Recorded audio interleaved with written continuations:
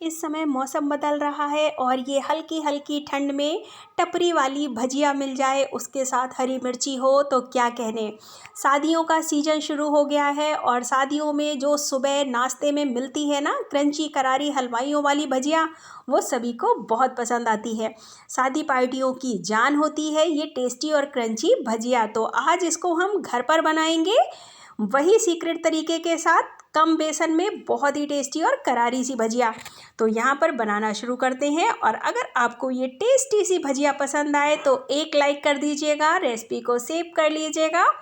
और चलिए बनाना शुरू करते हैं। यहाँ पर ये भजिया, तो भजिया आपने देखा होगा जो रोड साइड बनाते हैं, बड़े से बर्तन में पहले इसको बहुत अच्छे से फेंटते हैं, यानी कि मिक्स करते हैं।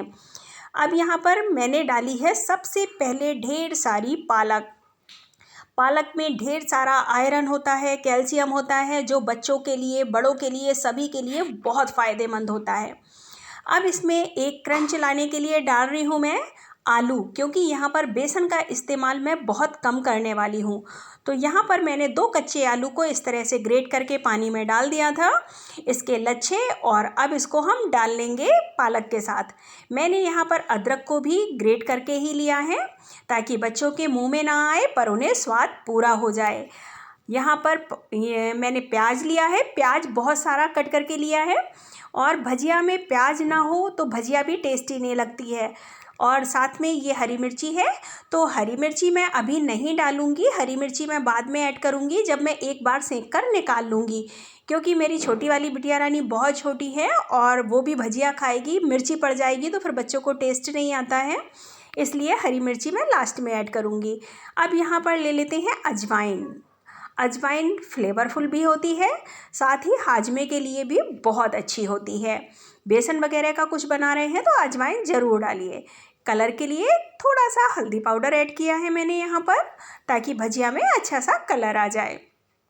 चाट मसाला मिला रही हूँ आधा चम्मच, ये कश्मीरी लाल मिर्च ले रही हूँ, इससे भी कलर आ जाएगा। और खटास के लिए अमचूर पाउडर, नमक टेस्ट के अकॉर्डिंग।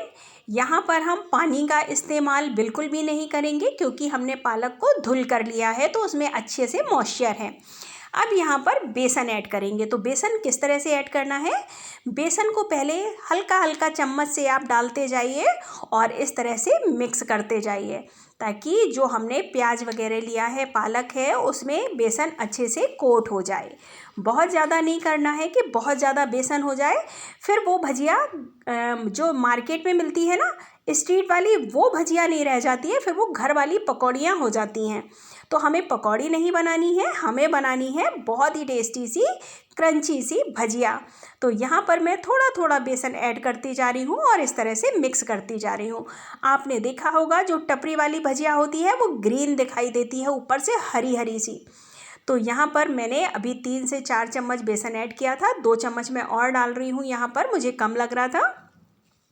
यहाँ एक जो बैटर बनाना है वो आप देख लीजिएगा किस तरह का बैटर होता है। पानी का इस्तेमाल बिल्कुल भी नहीं करना है, क्योंकि हमने आलू भी पानी से निचोड़ कर ही यहाँ पर लिए हैं, उसमें भी मॉइस्चर था, और पालक को भी धुल कर लिया है। तो ये देखिए, अब इसमें एक खास सीक्रेट चीज़ मिलाएंगे, ये ऑयल है, कच्चा नहीं डालना है, इसको हमें करना है गरम। तब तक हम यहाँ पर ले लेते हैं खाने वाला सोडा। तो यहाँ पर 2 चुटकी मैंने खाने वाला सोडा ऐड किया है, ज़्यादा मत डालिएगा वरना फिर भजिया बहुत ज़्यादा तेल सोख कर लेगी। अब ये है हलवाइयों वाला सीक्रेट। टपरी में भी डालते हैं, गरम तेल होता रहता है कढ़ाई में, और वो साइड में जब बैटर बनाते हैं ना, चमचे से लेकर उस बैटर में गरम तेल डालते हैं। इससे बहुत ही अच्छी तो खुशबू आने लगती है, और साथ ही जो बैटर है हमारा, इसकी जब आप भजिया बनाओगे तो अलग तरह का ही क्रंच रहता है उसमें। यही फ़र्क होता है घर की पकौड़ियों में और जो हम बाहर भजिया वगैरह हलवाई के हाथ की खाते हैं। तो यहाँ पर इसको अच्छे से हमें फेंटना है इस तरह से, इसीलिए मैंने ये बड़ी सी परात ली थी। बहुत अच्छे से आप इसको फेंटिए। जब ये बहुत अच्छे से फिट जाएगी ना, तो ये हल्की सी फूलती है, और फूलने के बाद इसमें ऊपर से क्रंच रहेगा और अंदर से ये सॉफ्ट रहती है। अब यहाँ पर मैं इस तरह से फैला हुआ पैन ले रही हूँ, उसमें डाल देंगे हम ऑयल। तो सरसों के तेल में मैं यहाँ पर ले रही हूँ भजिया। तेल को अच्छे से गर्म करना है, फिर आंच को मीडियम कर देना है। अगर तेल बहुत ज़्यादा गर्म रहेगा और आंच भी तेज़ रहेगी तो भजिया जल जाएगी। तेल गर्म होना चाहिए, आंच फिर मीडियम कर दीजिए, तो भजिया धीमी धीमी सिकती है, तब क्रंची बनकर तैयार होती है। आपने कभी भी हलवाइयों को भजिया बनाते हुए देखा हो या टपरी पे देखा हो, तो होता क्या है, वो इसी तरह से बनाते हैं। तेल उनका धुआं छोड़ता हुआ होता है और फिर वो आंच को धीमा कर देते हैं। आपने देखा होगा, फिर भजिया सिकने में काफ़ी टाइम लगता है, वहाँ पर खाने वालों की भीड़ इकट्ठी हो जाती है। तो इस तरह से भजिया बनती है, तभी वो क्रंची बनती है और तभी उसमें वो टेस्ट आता है जो हमें बाहर वाली भजिया में आता है।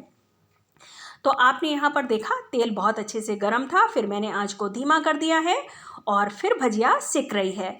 तो जो हलवाई बनाते हैं ना शादी वगैरह में, वो क्या होता है, वो इस तरह की आधी मतलब पकी हुई भजिया को निकाल लेते हैं। इस तरह से आधी सेक लेंगे और आधी भजिया सिकी हुई निकाल के वो रख देते हैं ढक कर, किसी बड़े बर्तन में, डलिया वगैरह में पेपर से ढककर। और फिर वो सुबह जब नाश्ते में सर्व करते हैं, तब उस भजिया को दोबारा से तलते हैं।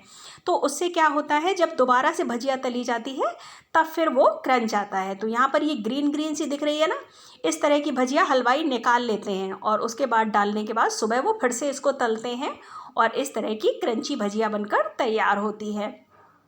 तभी ये हलवाइयों वाली ट्रिक होती है। एक तो वो गरम तेल डालते हैं, दूसरा बेसन कम डालते हैं, बेसन बहुत ज़्यादा ऐड नहीं करते हैं और पानी की मात्रा बिल्कुल नहीं रखते हैं, तब बनती है हमारी क्रंची करारी टपरी वाली भजिया। तो यहाँ पर मैंने साइड में पहले बिना मिर्ची की निकाल दी है बिटिया रानी के लिए, अब मैं यहाँ पर मिर्ची डाल रही हूँ और उसके बाद मैं सभी के लिए यहाँ पर भजिया तैयार करूँगी। तो वो जब तक ठंडी हो जाएगी तो वो खा लेगी, तब तक यहाँ पर मैं बाकी की भजिया तल लेती हूँ। सेकने का तरीका सेम ही रखेंगे हम, पहले तेल को गरम करेंगे, फिर आंच को मीडियम कर देंगे। इससे हमारी भजिया बहुत ही अच्छी और क्रंची बनकर तैयार होगी। तो ये देखिए, पहले बबल्स आते हैं और फिर उसके बाद इस तरह से बबल्स बैठ जाते हैं और भजिया धीमी धीमी आंच पर अच्छे से पकती है। तो वो अंदर तक सिक भी जाती है और कच्ची भी नहीं रहती है। तो कैसी लगी आपको ये टेस्टी सी टपरी वाली भजिया? एक लाइक करके मुझे कमेंट करके बताइएगा आपको पसंद आई या नहीं। और साथ ही रेसिपी अगर अच्छी लगी हो, आपको इजी और आसान तरीका लगा हो, तो प्लीज़ मेरे चैनल को सब्सक्राइब कर लीजिएगा। बेल आइकन ज़रूर प्रेस कीजिए ताकि मेरे आने वाले वीडियो की नोटिफिकेशन आप तक पहुंच सके। तो चलिए एंजॉय कीजिए ये टेस्टी सी भजिया की रेसिपी और एक बार बनाकर इस तरह से ट्राई कीजिएगा। आपको बिल्कुल मार्केट वाला वही टेस्ट आएगा जो आपको चाय की टपरी पर मिलने वाली भजिया का आता है या फिर शादियों में मिलने वाली। तो एंजॉय कीजिए ये टेस्टी सी क्रंची सी पालक भजिया।